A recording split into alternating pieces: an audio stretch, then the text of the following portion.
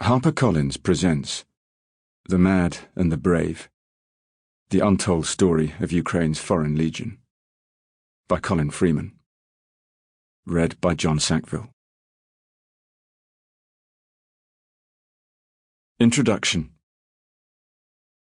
This book is based on conversations with volunteers during the war's first 3 years. Some I met on the front line in Ukraine, some in bars, cafes and hospital wards from Kyiv to Kherson. Others I caught up with while they were on R&R back in Britain, with battlefield stories reenacted in their local pub. So imagine the trenches where our table is, and the shell lands over there where the bar is. The accounts would go on for hours sometimes, with breaks for cigarettes, more beer, and occasionally the odd tear. We took care to talk out of earshot of other drinkers.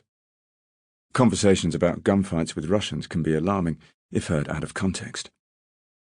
The volunteers in this audiobook were not picked in any scientific fashion.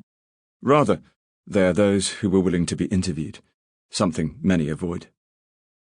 Partly this is down to soldiers' usual wariness of nosy journalists. But with the war still ongoing, they also fear being targeted by the Kremlin, even when back home. Nonetheless, I think that the narrative features a wide range of voices. There are those who went to Ukraine as seasoned combat veterans, and those who'd never held a gun before.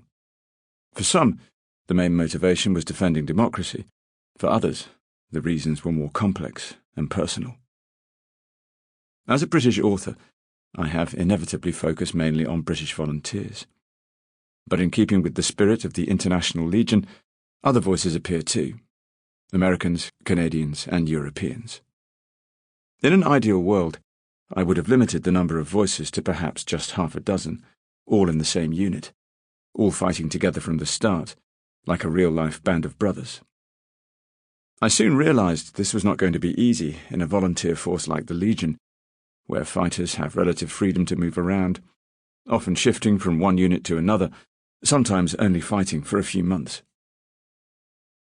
As I've also learned through writing about an ongoing war, death and injury sometimes cut stories short. For that reason, the cast in this book is something of a hodgepodge. Characters come and go, some playing bigger roles, others with only walk-on parts. Most chapters are told from one volunteer's perspective at a time, witnessing key events in the invasion, be it the siege of Kyiv, the grueling trench combat in the Donbass, or the horrors of Russian captivity. That way, I hope listeners get not just the story of the Legion, but that of the wider war itself.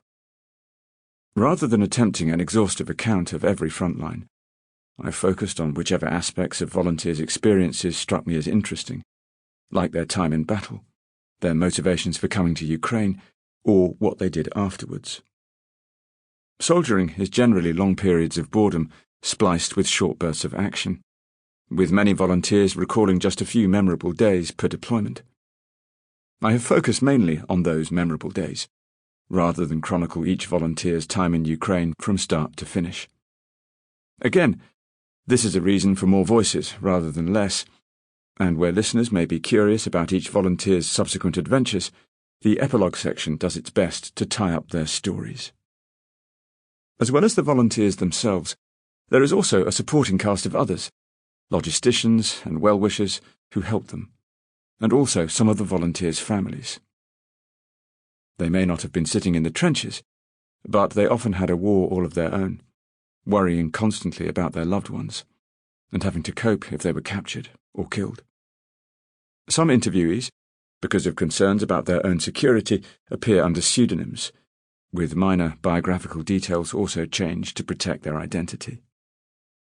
In return for their speaking to me, I've tried to tell the volunteers' stories as best I can, although I make no claim to have done so perfectly.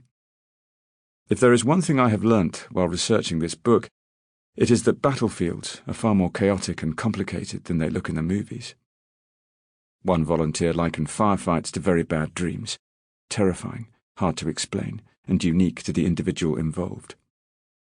One person's recollection of events, therefore, can be substantially different from another's. And when things go wrong in war, there's often a tendency to blame someone else. Nor, despite its heightened Sample complete. Ready to continue?